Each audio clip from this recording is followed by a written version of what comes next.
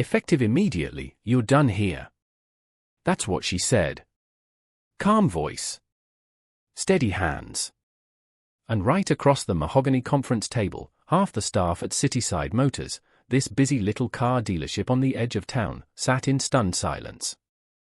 Jaws dropped.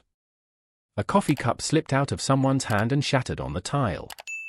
One man laughed under his breath, like it had to be a joke. But it wasn't a joke. Because the black woman standing at the head of that table, the same woman they'd spent the last week mocking, ignoring, and ordering around like an errand girl, was actually the CEO. Her name was Imani Blake. And nobody in that room, except for two people, had any idea. Until today. Now I want you to picture this. A week earlier, those same employees were shouting across the showroom, joking about customers, scheming about commissions, complaining about corporate. And one of them, the general manager, Darren Cole, had looked right at that same woman and said, "Look, Monique, you're new. You're here to smile and follow instructions. Let the real salespeople handle the big stuff, okay?" He had no idea who he was talking to. So what happens when the CEO you think is just a trainee actually sees everything behind the scenes, every lie, every scam, every bit of disrespect, every little piece of quiet cruelty you thought nobody important noticed? What happens when she decides that instead of sending an email or having a polite meeting, she's going to walk into your dealership, undercover, and let you hang yourselves with your own behavior? That's what this story is about. If you're still here, buckle up. Because by the end of this, you might look at your own workplace, your own behavior, and ask yourself some uncomfortable questions. Long before that conference room firing, long before the shock and the tears, there was just a woman with a dream and a name on a building. Imani Blake. If you drove down the main road in Fairview, a mid-sized city that could have been anywhere, you'd see a sleek, glass-fronted dealership with big silver letters. Blake Automotive, Cityside Motors. Brand new signage. Clean asphalt. Flags flapping in the wind. It looked successful. But a few years before, that same building had a different name.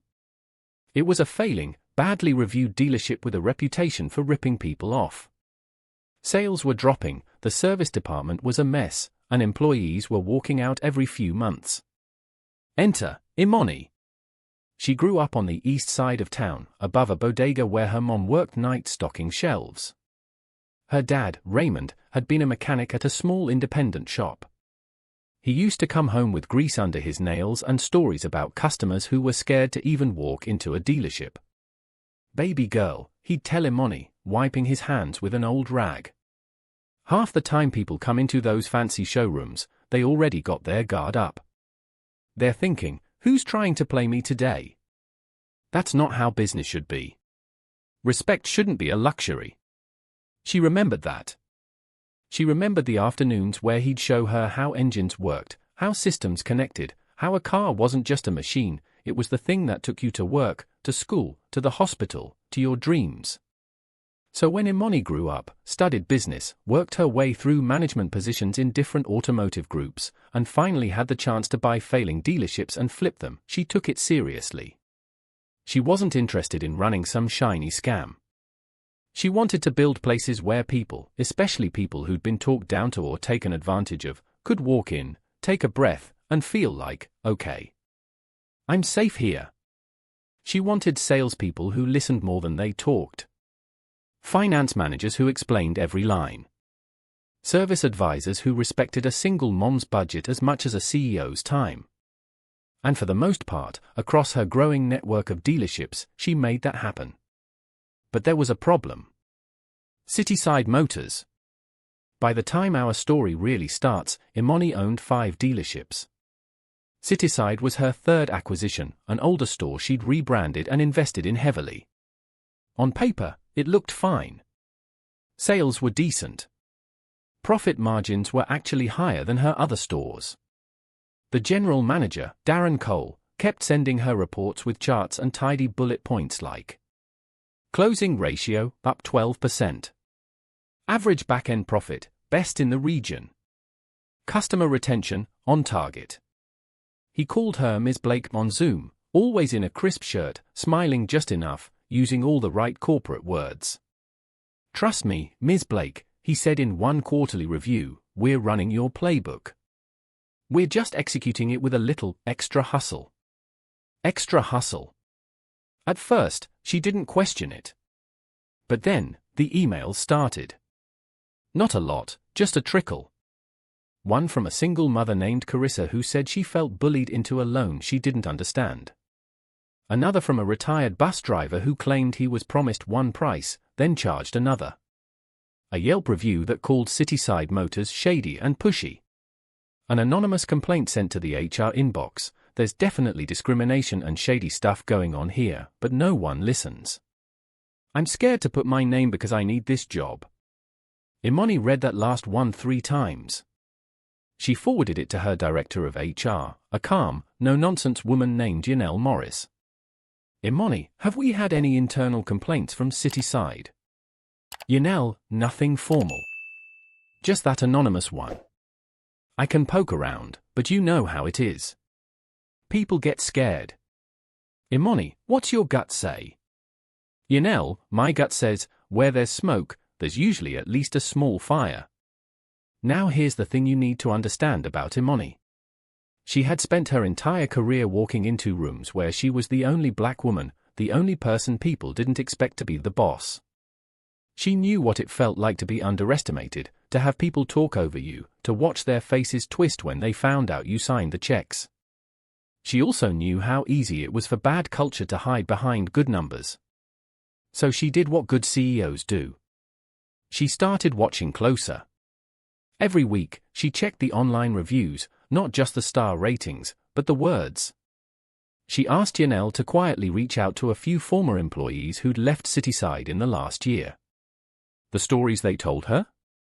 Let's just say they didn't match Darren's clean reports. One former salesperson, who insisted on keeping her name off the record, described the dealership like this. "It's like 2 different worlds. When you're there for corporate visits, everyone's polite, professional, and a yes sir, yes ma'am. But the minute you leave, it's all about squeezing customers for every dollar. Some people are treated better than others, and it depends on how they look, what they drive, what accent they have. I tried to speak up once and Darren said, if you can't handle the pressure, maybe this isn't the right industry for you." Another ex-employee, a technician named Jonah, said, "Darren doesn't want soft people. That's what he calls anyone with a conscience. He says, we're not a charity. You don't like it, there's the door. So I took the door." Imani sat with all of this. She pulled up the latest numbers again. Cityside's profit per vehicle was significantly higher than her other stores. The finance reserve, the money made on loans and add-ons, was way higher. Too high. High enough that, if she were just a spreadsheet person, she would have been happy. But she remembered her dad's words, her own values, the mission statement literally printed on the glass wall of her head office. "We succeed by doing right, even when nobody's watching." Except now, she wasn't so sure nobody was watching. Somebody was. Those anonymous employees. Those nervous customers. And now, she would be, too. One evening, after a long day of back-to-back meetings at her main office, Imani stayed late. The building was quiet. Just her, the hum of the AC, and Yanelle asleep over her laptop in the HR office down the hall. Imani knocked softly on the doorframe. "Yanelle," she said. "You alive?" Yanelle jerked awake, blinking. "Oh my God, what time is it?" 7. "Go home," Imani said, then added, "but before you do, I want to run something by you." Yanelle leaned back in her chair, rubbing her eyes. "If it involves more spreadsheets, I'm calling in sick tomorrow." Imani smiled. No spreadsheets. Something different. She sat across from her, fingers laced, eyes focused. "What if," Imani said slowly, "I went to Cityside? Not as the CEO. Just as someone else. Someone they'd ignore. Someone they'd show their real faces to." Yanelle stared at her. "You mean, undercover?" Like those reality shows. Something like that, Imani said. But without the cameras in people's faces. I want to see who they are when they think I'm nobody. Yanel hesitated. That's risky. Why? You own the place, Yanel said. If someone recognizes you, it gets weird fast. And if they treat you badly, are you prepared for what that'll feel like? Imani met her gaze. That's exactly why I have to be prepared, she said quietly. If customers are being talked down to, pressured, or disrespected, I want to know what that feels like firsthand, not filtered through a report. She paused. And if my own employees are doing it? If they're ignoring everything I said this company stands for? Her eyes hardened. Then I need to know who I'm actually in business with. Yanel exhaled. Okay. So, how would we even do this? Imani already had an idea. There was an opening posted for a sales trainee at Cityside. Entry level. Basic pay with commission, lots of turnover. Most of the applications came through online, filtered by HR. What if one more application slipped into that stack? Imani said. New name. Slightly different photo. Glasses, maybe. Different hair. I show up as a trainee. I watch. I listen. I follow their training. And I'm supposed to just sit here and act like I don't know. Yanel asked. No. You're my partner in this, Imani replied. You, and Eddie from security. Nobody else. If we see something illegal, we act. If it's just bad culture, we decide how to fix it. Together. Yanel was quiet, then nodded. Okay, she said. Let's do it. I'm in. And just like that, the plan was set. A week later, a woman named Monique Harris applied for the sales trainee position at Cityside Motors.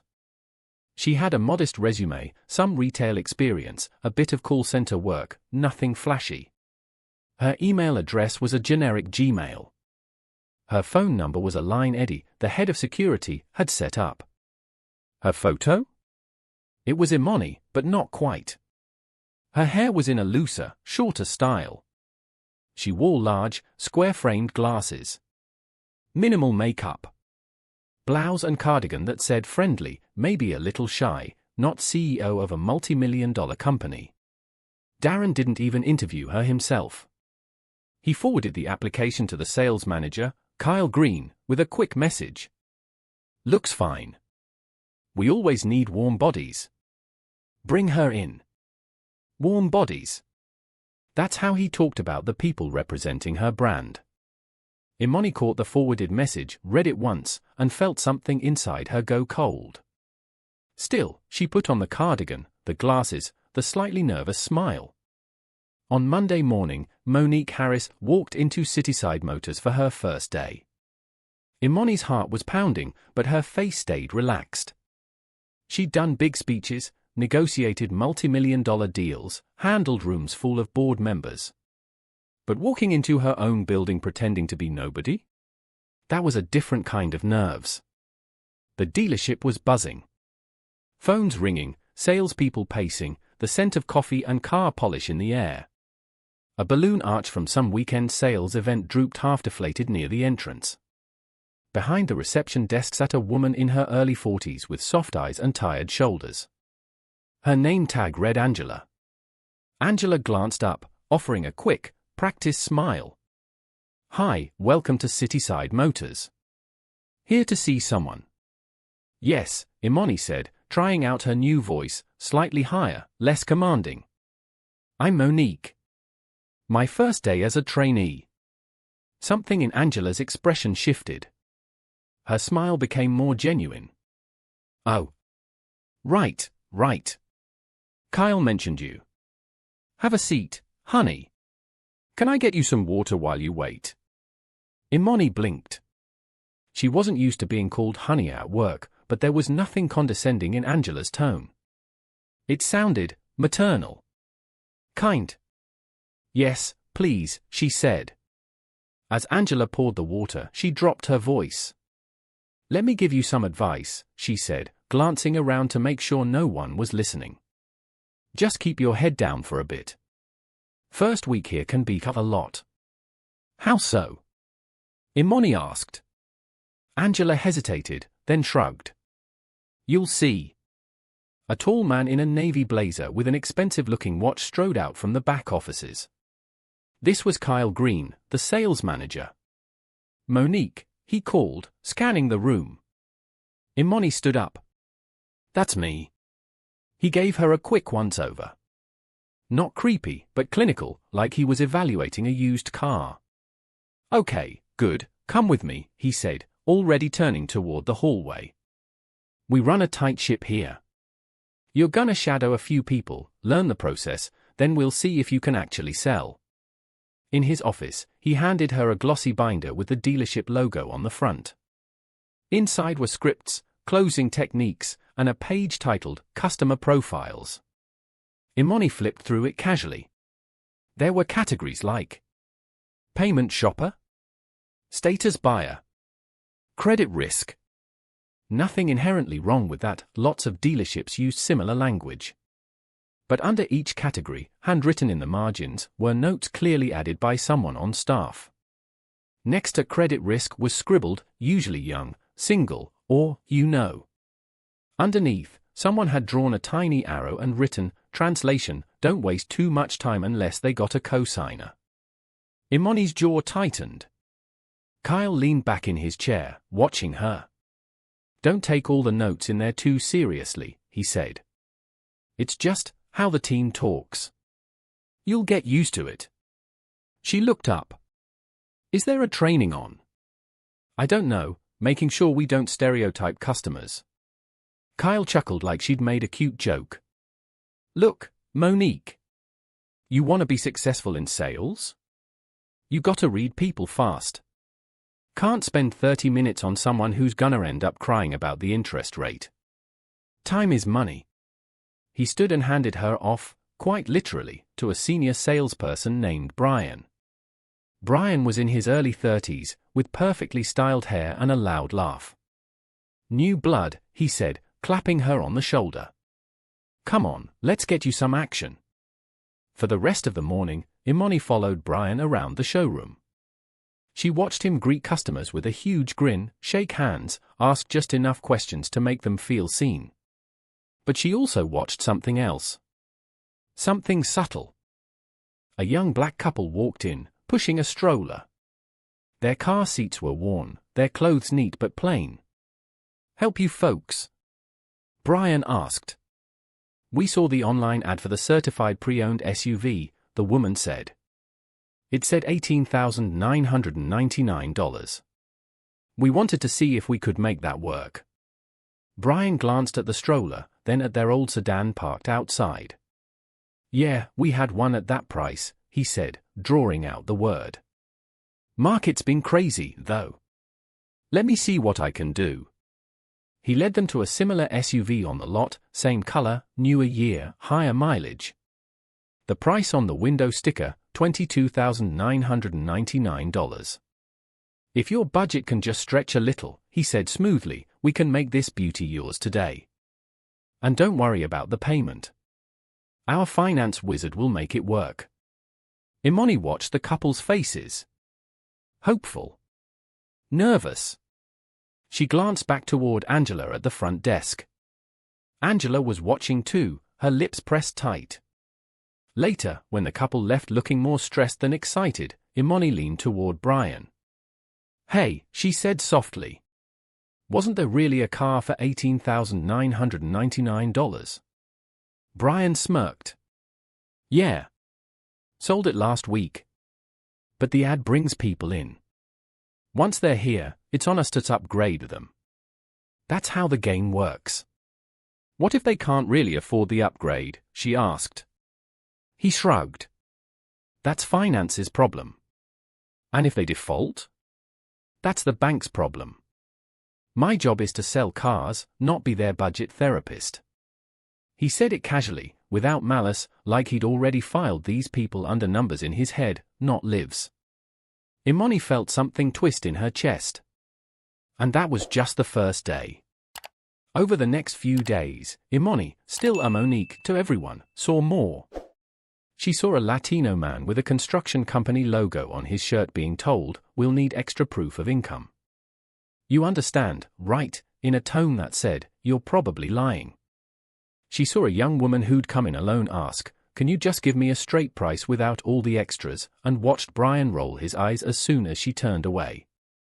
"She wants the straight price," he mimicked later, air quoting. "This isn't a charity, sweetheart. If she wants that, she can go buy a bicycle." In the break room, the sales team joked crudely about customers. One afternoon, when Darren finally appeared on the floor, a tall man with salt and pepper hair and an air of importance, the energy changed. He walked past Angela without looking at her, slapped Brian on the back, and asked, "How's my superstar doing? Still showing these folks what real sales looks like?" Brian grinned. "Always, boss." Darren's gaze slid over Imani like she was invisible. "And this is our new trainee," Brian said. "Monique.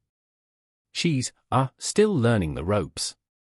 Darren finally turned toward her, offering a half smile. "Welcome to the hustle, Monique," he said. "If you listen to Brian, you'll make money. If you listen to the customers, you'll be broke. Simple as that."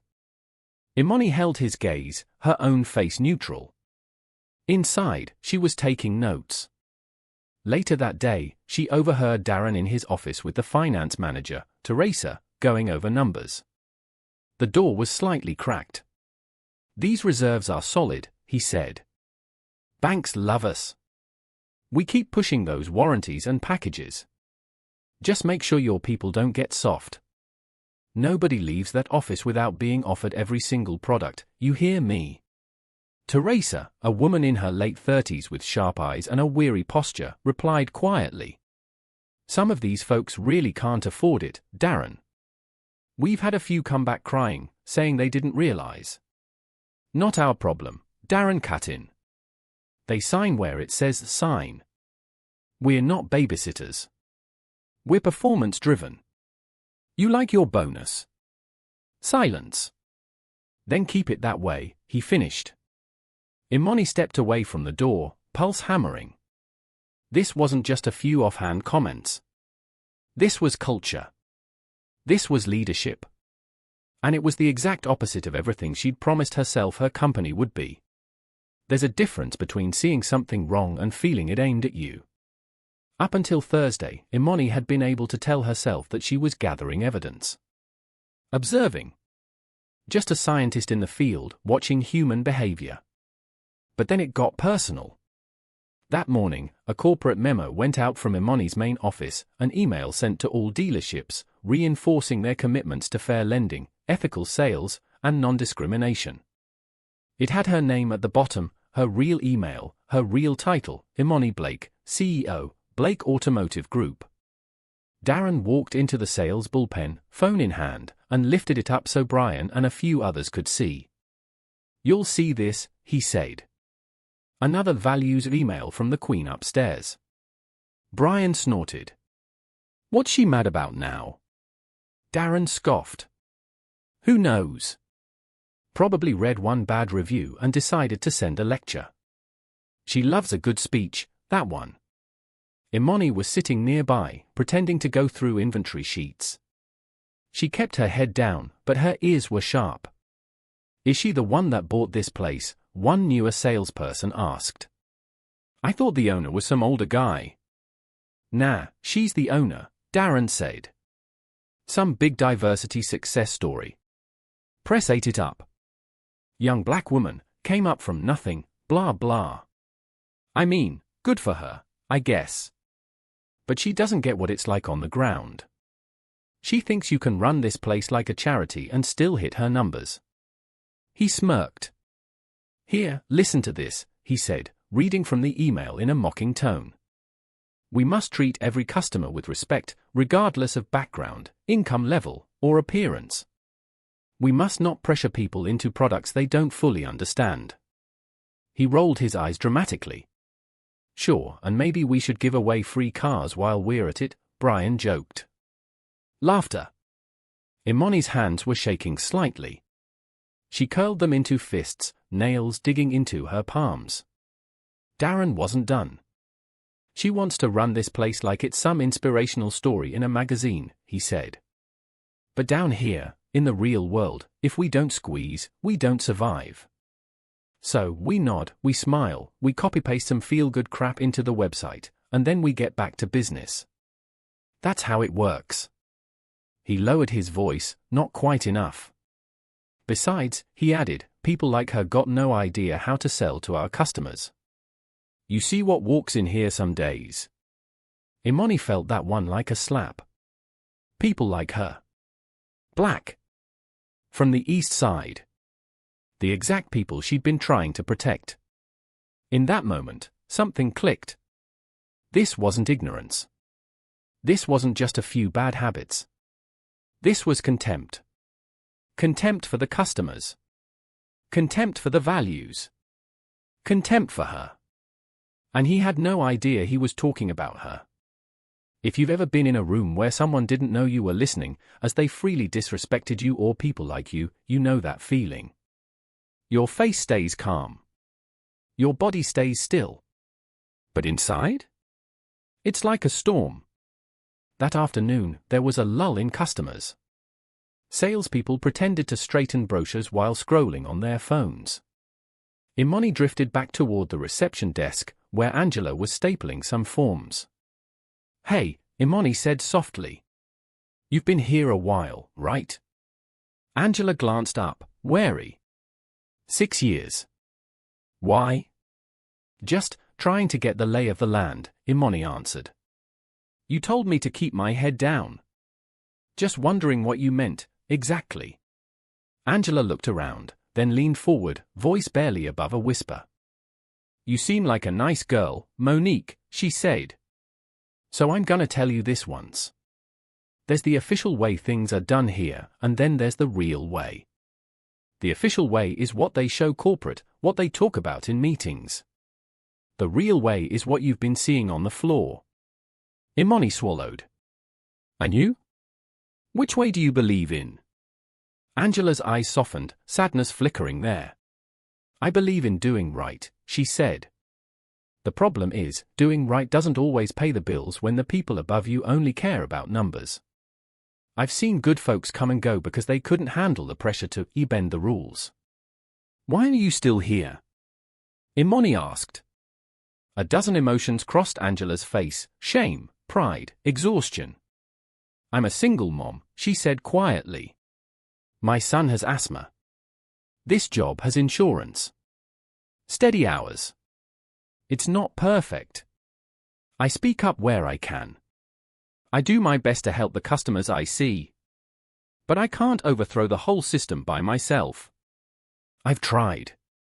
The last time I pushed too hard, Darren cut my hours for a month. Said it was slow season. Imani felt a pang of empathy. Have you ever thought about going to corporate? She asked. To the CEO. Angela gave a small, humorless laugh. I've sent emails, she said. You know what I got back? Thank you for your feedback. We take these concerns seriously. She mind typing. Imani Blake, right? That's her name. I see it on the newsletters. But people like that, they live in a different world, Monique. They don't see what happens at this front desk. Imani had to fight to keep her expression steady. I'm sure she'd care if she knew, she said carefully. Angela shrugged again, the gesture heavy. Maybe. Or maybe this is just how it is. And that, right there, broke something in Imani. Because the idea that someone who believed in her, who believed in integrity, who had tried to speak up, had decided that reaching out to her was pointless. That was on her, too. Not just on Darren. Not just on Brian. On the CEO who lived far enough away that her people didn't think she saw them. Standing there at that front desk, Imani made a decision. This wasn't going to be one of those stories where the boss gets lip service, then everything goes back to normal. This was going to be a reckoning. That night, Imani dropped the Monique voice as soon as she got into her car. She closed the door and just sat there in the dark parking lot, breathing.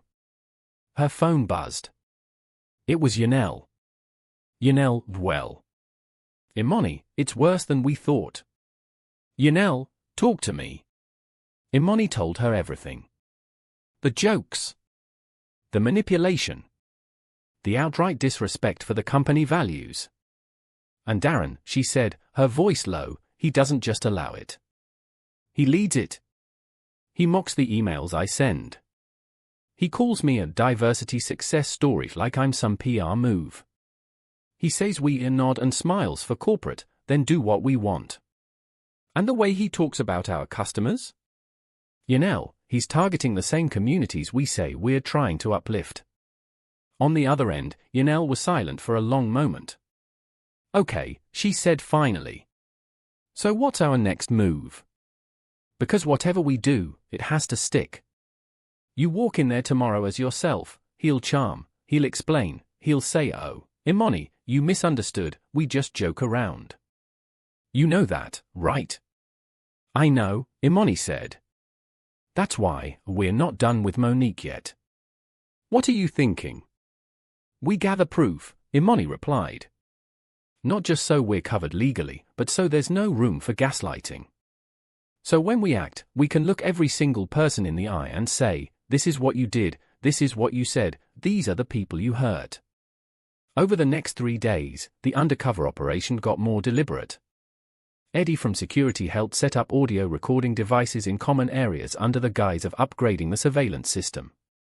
Signs were posted at the entrance, like they already were in other stores, for your safety and training purposes. This facility is monitored by audio and video recording. So it was legal. It was in writing. Imani, as Monique, wore a small recorder clipped inside her blazer. She didn't provoke anything. She didn't bait anyone. She just existed. And people showed her who they were. She captured Darren saying things like, if they don't speak English well, just circle back to the payment. Don't get bogged down in details. They'll nod. She recorded Brian bragging about slipping in a $2,000 service package to an elderly woman's contract because she wasn't going to read all that paperwork anyway. She caught a finance associate, under pressure from Teresa, altering income on an application to make a loan go through. She recorded the looks of discomfort from a junior salesman, Lewis, who asked quietly one day, "Is this okay? I feel like we're pushing too hard sometimes." Brian laughed in his face. "If you want a job where you can sleep at night, go work at a church," he said. "This is sales. Are you in or out?" Lewis muttered, "In," but his eyes said something different. Imani noticed that. She also noticed Angela slipping customers notes with extra information like, "You don't have to buy this protection plan if you don't want to," or quietly pointing them to the section of their contract that mattered most. She noticed a lead technician, Raymond Ray Porter, refusing to lie about a repair they didn't need, even when Mark, the service advisor, pressured him. "Come on, just say the brakes are at 3 mm instead of 5, Mark whispered once. "We can sell them a brake job. They got money." Ray shook his head. "I'm not risking someone's safety or my license so you can hit your quota," he said firmly. Mark rolled his eyes. "No wonder you're stuck in that bay and not in management." Imani filed that away, too. Because here's the thing, the reckoning she was planning wasn't just about punishing the bad. It was also about finally seeing the ones who were trying to do right and had been ignored. The incident that pushed Imani from gather information to this ends now happened on a Saturday. Saturdays at Cityside were chaos. Banners outside. Loud music. Kids running around the showroom while their parents filled out paperwork. Imani was shadowing again, this time with Lewis. He was quieter than the others, less flashy. He asked actual questions, listened to answers. Around noon, a woman walked in with 2 kids trailing her, maybe 10 and 7 years old. She wore a faded work uniform and carried a folder stuffed with documents. She looked tired. The kids looked hopeful. Angela greeted her. Hi there, welcome to Cityside. How can we help you today? The woman took a breath. My name is Danielle, she said. My car died last week. I've got to get something. I start the night shift at the hospital on Monday, and the bus doesn't run near me that late. I saw an ad online for a used sedan. It said $10,999, and it said guaranteed approval. Is that real, or? Her voice trailed off, embarrassed. Imani felt her throat tighten. She knew that tone. That mix of hope and fear. Angela glanced toward the sales floor, then back at the woman. Her eyes softened. We'll do our best to help you, she said. Have a seat for just a second, okay? She called out, Lewis, can you take this one? Brian overheard and swooped in. I got it, he said, sliding between Angela and Lewis. You handle the walk-ins, kid. I'll take care of our guaranteed approval guest. He said it with a smile that didn't reach his eyes. Imani exchanged a look with Angela. Angela's jaw was set. Come on, Monique, Brian said. Watch and learn. For the next hour, Imani watched Danielle's hope be carefully, systematically manipulated. Brian bounced between charm and pressure.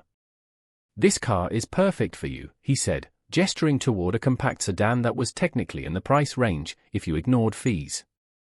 Safe, reliable, good on gas. You work in healthcare? You deserve something dependable. Danielle smiled, shoulders relaxing. In the finance office, though, Teresa's face was already tight. Her credit is rough, she said under her breath. Single, 2 kids, low income. We can make it work, but only if we bump the rate and add some products. Brian nodded. Do what you gotta do. She said she needs the car. She'll stretch. Imani sat quietly in the corner, taking notes as Monique. Teresa slid a thick packet of paper across the desk to Danielle. Good news, she said. You're approved. Your payment will be $489 a month. Danielle's eyes widened. Oh. That's more than I thought. The ad said. The ad talks about the base price before taxes, fees, and protections, Teresa said smoothly. You want to keep your car covered, right? You've got kids, a job that depends on you showing up. This package here makes sure if anything goes wrong, you're handled. No surprises. Danielle looked down at the papers, lips moving silently as she tried to process the numbers. If we take off the protections, she asked, what does the payment become? Teresa hesitated, just a beat too long. Well, then your interest rate would go up, she said. Because the bank sees the loan as riskier. So you'd save a little on the back end but pay more on the front. Doesn't really help you. That was a lie. A smooth, practiced lie. The protection packages had nothing to do with the loan's base interest rate, they just padded the profit. Imani knew that. She also knew Danielle didn't. The kids were fidgeting now, tugging on their mom's sleeve. Mom, are we getting the car? The younger one whispered. Danielle swallowed hard. I don't know, she murmured. Teresa's eyes flicked to the kids, then back to the contract. Look, she said, lowering her voice into a sympathetic tone. I know it's scary. But you said yourself, you need this car. Without it, how are you getting to work? How are the kids getting to school? We've done everything we can on our end. This is the best payment we can get. All you have to do is sign here, here, and here. Her pen tapped the signature lines. Imani's heart was pounding. She wanted to stand up, throw the papers off the desk, tell Danielle to run. But she also knew she was in the middle of an undercover operation. She knew one outburst could blow the whole thing, and dozens of other customers would never be protected. Danielle stared at the papers a moment longer, then picked up the pen with shaking hands. She signed. In the hallway afterward, Brian high-fived Teresa. See, he said. Told you. Need always beats price. Teresa didn't smile. She just nodded, eyes distant. Imani stepped outside, leaned against the side of the building, and finally let herself cry. Just for a minute. Because this wasn't a theoretical problem anymore. It was a woman who started this process desperate and left it locked into a payment that could break her. And it happened under her roof. Enough was enough. That night, Imani met with Yanel and Eddie in a small conference room at HQ, away from everyone else. On the table were folders filled with printed transcripts, audio clips queued up on Eddie's laptop, and a stack of customer complaints. Imani's face was calm, but her voice was like steel. "This ends this week," she said. "Not after another round of coaching. Not after more warnings. This culture is baked in. We're not tweaking. We're cutting." Yanel nodded slowly. "Okay. So, walk me through what you want to do." Imani leaned forward. "Tomorrow morning, I'm going in as myself. No more Monique. We're calling an all-hands meeting. I want the entire staff, sales, service, finance, everyone, in the conference room by 10. And Darren. I'll have him there front and center," Imani said. "He'll think it's a standard quarterly check-in. We'll let him talk first. Let him present his version of the truth. Then," she gestured to the stack of evidence, "we show them ours." Eddie cleared his throat. "You sure you want to do it all at once? Firing that many people in one go is heavy." Imani's eyes softened just a fraction. "I know," she said. "But what's heavier? That, or letting dozens more customers be hurt while we ease into change? I'd rather tear off the bandage. And I want every person who stays to understand exactly what we stand for and what we will never tolerate again." Yanel looked at her for a long moment, then smiled faintly. "You know," she said, "most CEOs would just send a memo." Imani shrugged. "Most CEOs didn't watch a woman sign away half her paycheck today because their name was on the wall," she replied. She paused, then added, "Besides, you heard what they said about me.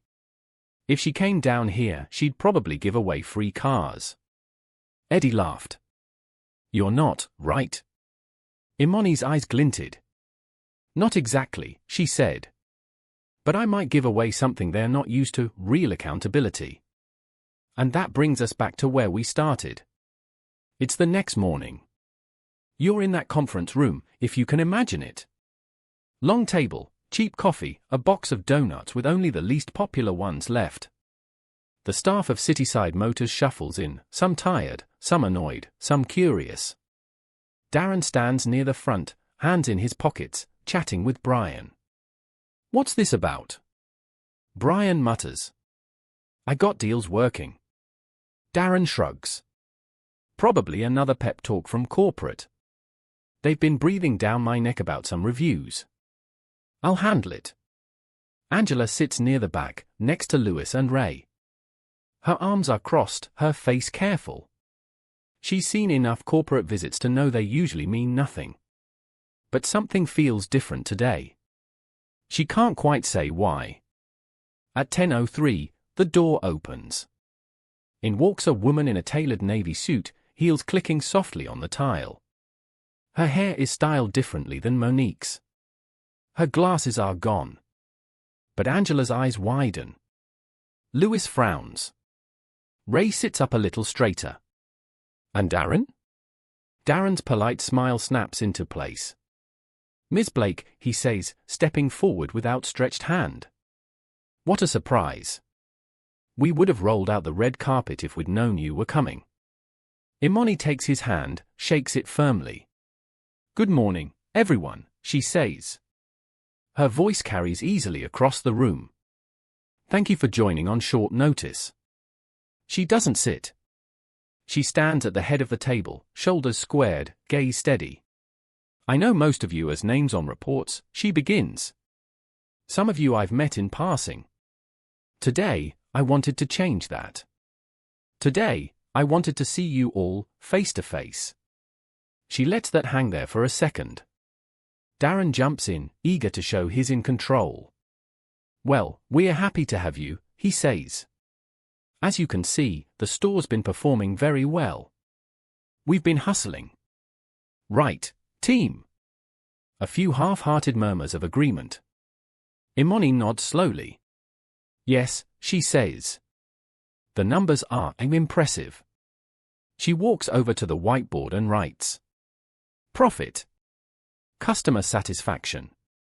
Integrity. 3 words. Here's the problem, she says.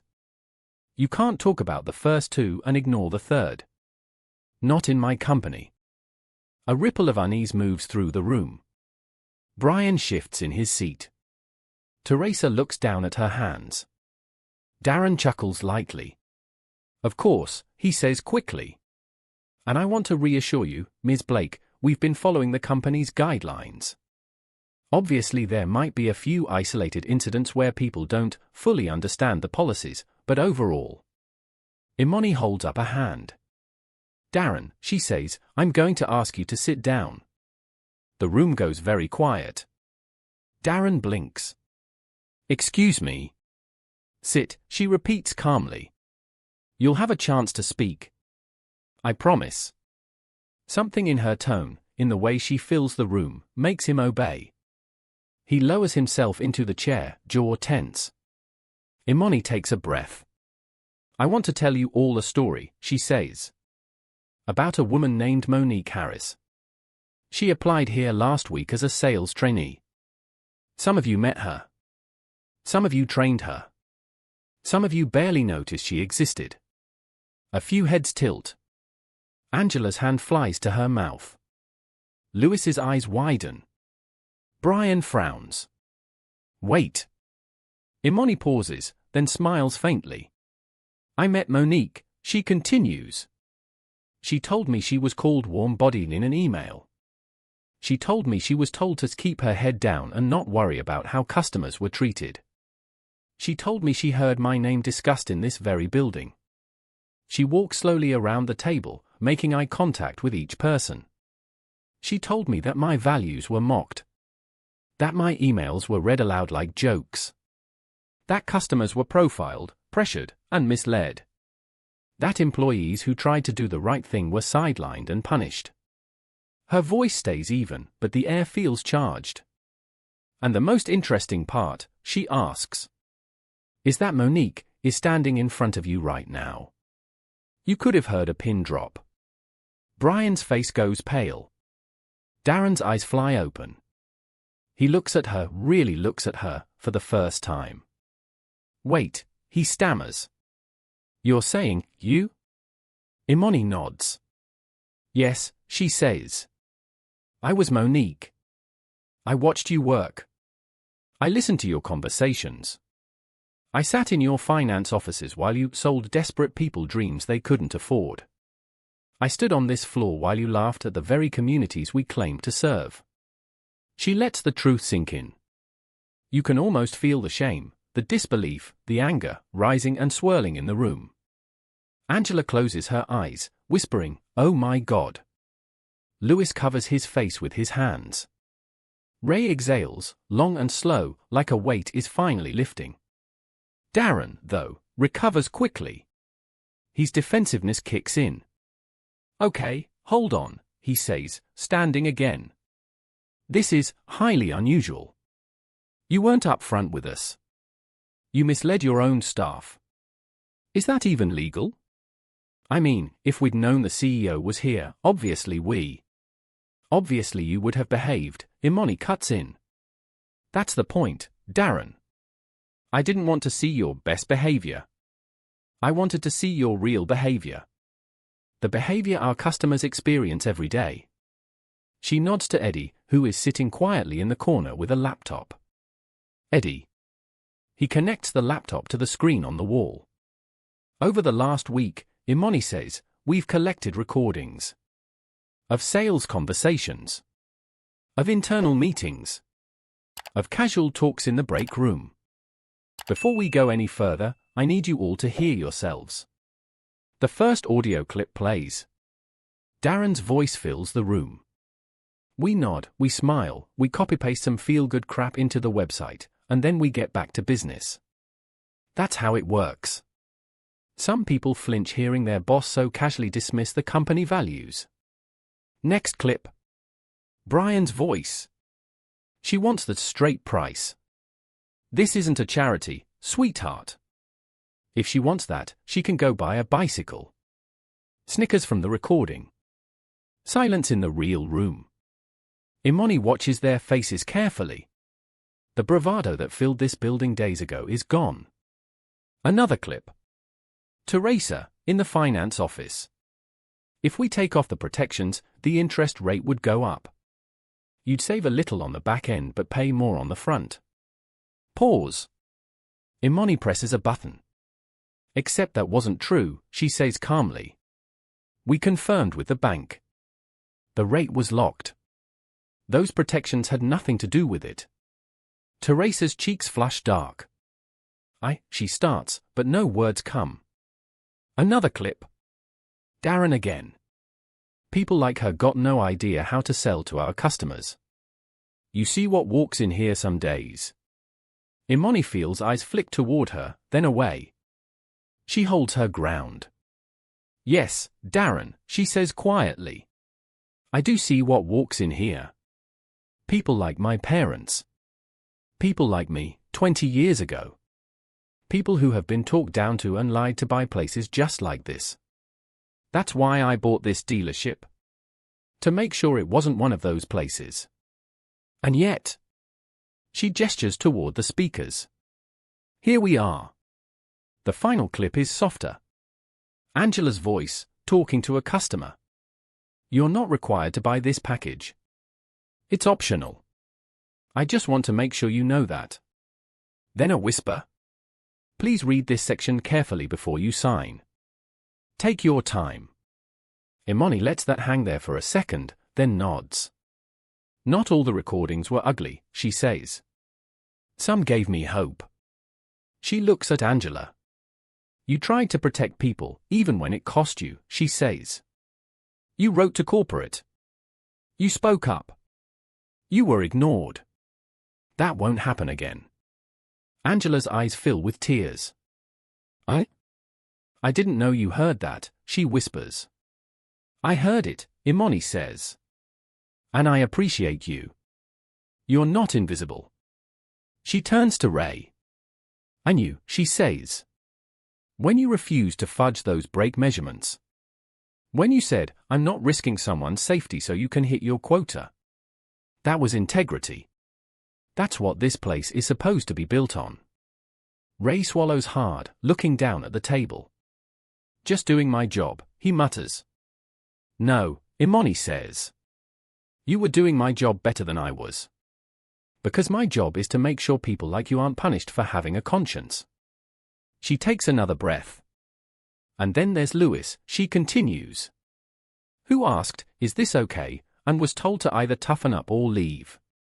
Lewis looks like he wants to disappear into his chair. I didn't know what to do, he says softly. I needed the job. I know, Imani says. We all have bills. That's why culture matters so much. Because when you build a system that rewards bad behavior and punishes good, people feel trapped. She looks around the room. And that's what Cityside has become under its current leadership, she says. A trap. For customers. For good employees. For my values. She turns back toward Darren. And that's why, effective immediately. Her voice doesn't shake. You're fired. The words hit the room like a shockwave. Darren stares at her, stunned. Excuse me, he says, his voice almost a whisper. You're fired, Imani repeats. Your employment with Blake Automotive Group is terminated, effective now. Security will escort you to retrieve your personal items. Your access to our systems has already been revoked. Eddie nods subtly. He'd taken care of that before the meeting.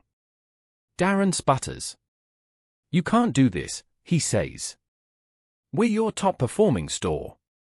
I made this place money. Those recordings? That's just how the game is played. Every dealership does that. Maybe they do, Imani says. But this dealership is mine. And we don't play that game here. He takes a step toward her, anger flushing his face. You think you can run this place on good vibes and charity? You're naive. You're going to tank your own business because you're too emotional to handle what it takes to win. Imani doesn't flinch. You've confused cynicism with realism, Darren, she says. You think empathy is weakness. It's not. It's the only reason people trust us enough to walk through that door. And if you can't understand that, you don't belong in leadership. Not here. She nods again at Eddie, who stands. Mr. Cole, he says quietly. I'll walk you out. For a second, it looks like Darren might refuse. Might cause a scene. But the room is watching. The power he used to hold here has popped like a balloon. He straightens his blazer, glares at Imani one last time, and storms out, Eddie close behind. Imani lets the door close, then turns back to the rest of the staff. And he's not the only one, she says. She pulls out a list. Her hand doesn't shake. But her eyes are sad. Over the last several days, we've identified repeated patterns of unethical behavior, she says. That includes targeting vulnerable customers, misleading them about products, falsifying information, and mocking the communities we serve. She reads names. Brian Miller. His head snaps up. Wait, what? Are you serious? Yes, she says. You're done here. Your record of behavior puts our customers and our company at risk. He laughs, incredulous. This is insane, he says. I'm your top producer. You fire me, your numbers will tank. If the only way we hit our numbers is by hurting people, I'd rather they tank, Imani replies. Teresa Vaughn. Teresa closes her eyes, tears slipping out. I did what I was told, she says. Darren pushed those products. He told me to maximize profit. I have 2 kids. I didn't know how to say no. Imani's voice softened slightly. I believe you were under pressure, she says. I also believe you had choices. You crossed lines you knew were wrong. And those choices hurt people like Danielle, the nurse who now owes nearly $500 a month on a car she can barely afford. Choices have consequences. Today, one of those consequences is that you no longer work here. Teresa nods slowly, sobbing. I'm sorry, she whispers. I hope one day you'll say that to the people you misled, Imani says gently. And mean it. She continues down the list. A sales associate who repeatedly mocked customers behind their backs. A service advisor who pushed unnecessary repairs. A mid-level manager who retaliated against employees who spoke up. By the time she's done, nearly half the room has been called. Some protest. Some cry. Some sit in stunned silence, like their entire identity just got ripped out from under them. And maybe it did. Because sometimes, when your identity is tied up in winning at all costs, being told the cost was too high feels like an attack on who you are. Imani gives each one of them the same clear, respectful directive. You'll be given your final paycheck and information about your benefits. Security will escort you to gather your personal belongings. I wish you well, truly. But you will not continue to do harm under my roof. Slowly, the fired employees file out, some glaring, some crying, some numb. The room feels emptier. But it also feels lighter. Almost like opening a window after years of stale air. When the door closes behind the last person on her list, Imani looks at who's left. Angela. Lewis. Ray. A few other salespeople who rarely joined in the cruel jokes. Service techs who kept their heads down and did honest work. A young woman in accounting who'd once tried to correct a finance error and been told to mind her own business. These, she realizes, are the people who had been surviving in a broken system. Now they're looking at her like she might break them, too. Imani takes a breath. If you're still in this room, she says, it's because we believe you either tried to do the right thing, or you were swept along by a culture you didn't create and didn't know how to fight. She sits down for the first time, the weight of the morning settling on her shoulders. What happens next, she continues, is up to you as much as it is up to me. She gestures around. This dealership is not closing. We're not giving up. But we are rebuilding. From the ground up. Different leadership? Different incentives. Different expectations. Ray clears his throat. Different how, he asks. Imani smiles faintly. Different enough that integrity is rewarded, not punished, she says. We're restructuring compensation so no one's paycheck depends on tricking a customer. We're bringing in mandatory ethics training. We're setting up a direct line for you to report problems that bypasses local management and goes straight to my office and Yanel's. She looks at Angela. And we're promoting people who've been quietly holding this place together. Angela blinks. Promoting? Yes, Imani says. You've been the first face people see here for 6 years. You've been advocating for customers and for staff, with no real authority. That ends today. She slides a folder across the table. Angela, I'd like you to step into the role of customer experience manager. Higher pay. Better hours. Real decision-making power. You'll help us redesign how we greet and serve people from the moment they walk in. Angela covers her mouth, tears spilling out. I don't know what to say, she stammers. Say yes, Imani replies softly. And say you'll keep telling the truth, even when it's uncomfortable. That's what got us here. Angela nods, crying openly now. Yes, she whispers. I promise. Imani turns to Ray.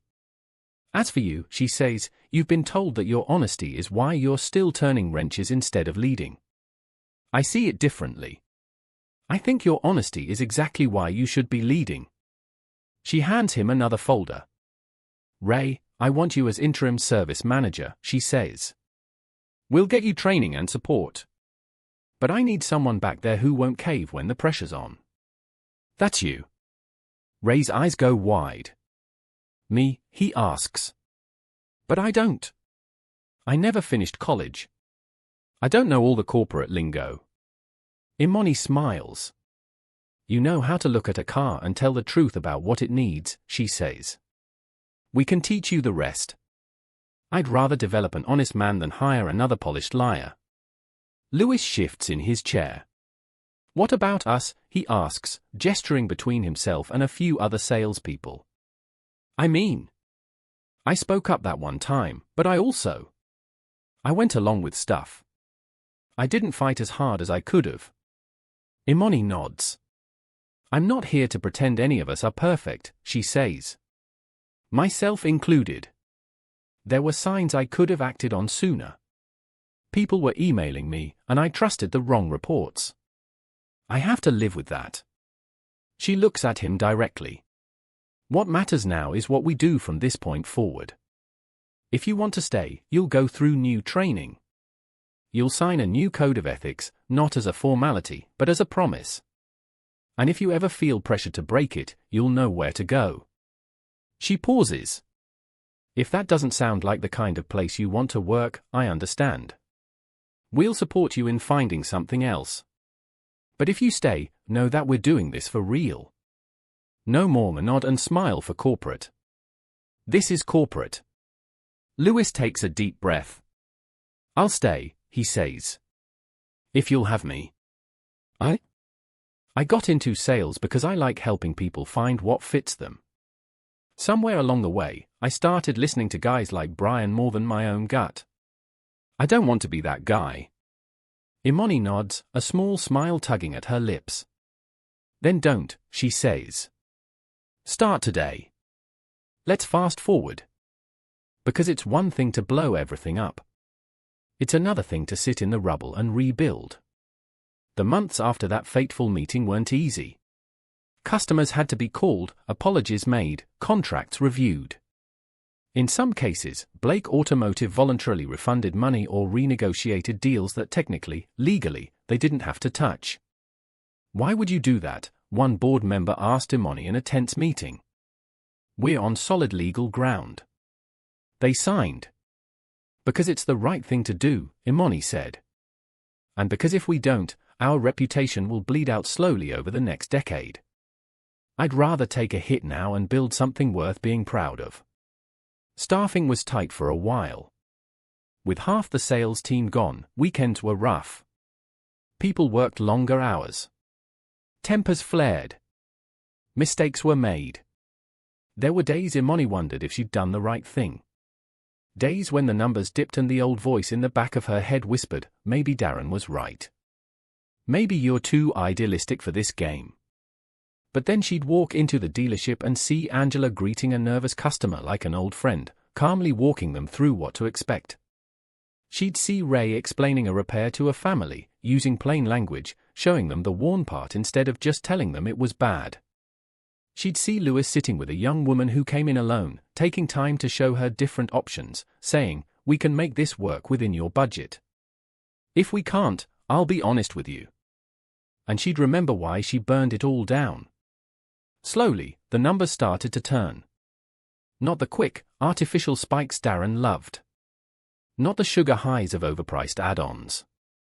Steady, sustainable growth. Customer satisfaction surveys went up. Complaints went down. Online, reviews changed from pushy and shady to they actually listened to me, and I felt respected, and they went above and beyond to fix a mistake. Programming changed internally, too. There were regular town halls where staff could speak directly to Imani and Yanel. Some were awkward. People brought pain to the surface, called out problems that had been ignored. But each time, Imani listened. Each time, she made sure they saw actual follow-up, not just thank you for your feedback. One day, about 11 months after the big purge, Angela walked into Imani's office with a letter. It came in the mail, she said, placing it on the desk. No return address. Imani opened it. The handwriting was careful, a little shaky. Dear Ms. Blake, I don't know if you remember me, but I'm the nurse who bought the car last year. The one with the 2 kids and the awful payment. I just wanted to say thank you. Not for what happened that day, it was one of the most stressful days of my life, but for what you did afterward. I got a call from one of your people months later, saying you'd reviewed my contract and that it didn't meet your standards. At first I thought it was a scam. Who calls you to say, hey, we want to lower your payment? But they walked me through everything, and I ended up with a much lower bill each month. It made a huge difference. I can breathe now. More than the money, though, it mattered that someone in charge cared enough to fix it. We're so used to just getting taken advantage of and having no power. You gave some of that back. I heard from a friend that some folks lost their jobs because of what happened at your dealership. I don't like to see anyone unemployed, but I also know people like that will land on their feet somewhere. People like us usually don't. So, I guess what I'm trying to say is, I'm glad you chose us this time. Thank you. Danielle. Imani read the letter twice, then looked up at Angela. Do you remember her? She asked. Angela nodded slowly. I do.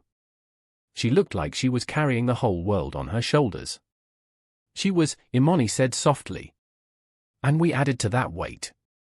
Then we took some of it off. It doesn't erase what happened. But it's a start. She pinned the letter to the bulletin board in the break room under a heading she wrote herself. Why we do this. So what's the lesson here? Is it just, don't be mean to customers, because you never know who's undercover? Sure, that's one takeaway. What happens in the dark eventually comes to light. The person you think is powerless might actually be holding all the power. The woman you talk about like a PR story might be the one who signs your termination papers. But there's a deeper point here. This story is about what happens when values meet reality. It's easy to print a mission statement. It's easy to say, we believe in integrity, respect, and community. It's harder to enforce that when it costs you something, when it means firing your top performers, refunding customers, retraining staff, rebuilding from the ground up. Imani could have looked at those fat profit reports, shrugged at a few complaints, and told herself, that's just the industry. She could have let Darren keep doing what he was doing as long as the numbers stayed green. But she didn't. She put on a cheap cardigan and glasses, walked into her own dealership as a nobody, and let herself feel what it was like to be on the receiving end of the culture she'd allowed to grow. And once she felt it, she couldn't feel it. She could have handled it quietly, behind closed doors. Written some warnings. Moved a few people around like chess pieces. Instead, she chose a hard, public, messy version of accountability. One where her staff had to listen to their own words and look the consequences in the eye.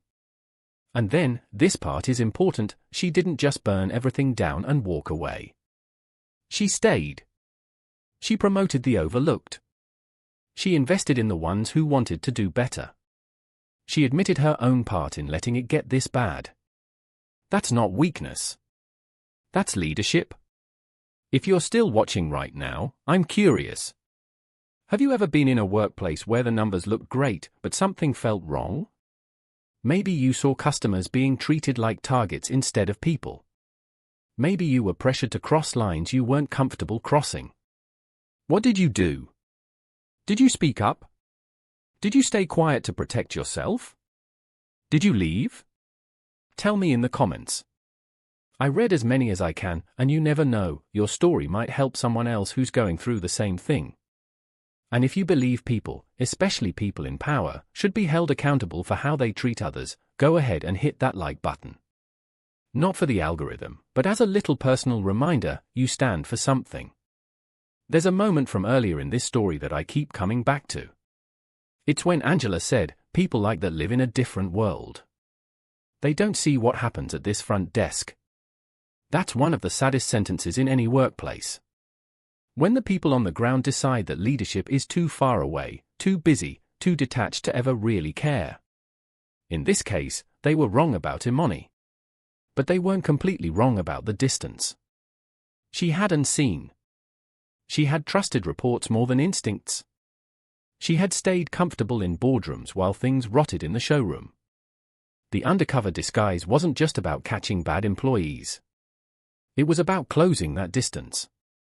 So if you're watching this and you're a manager, a boss, a business owner, maybe even just the go-to person in your friend group or family, ask yourself, do the people around you think you care what's really happening?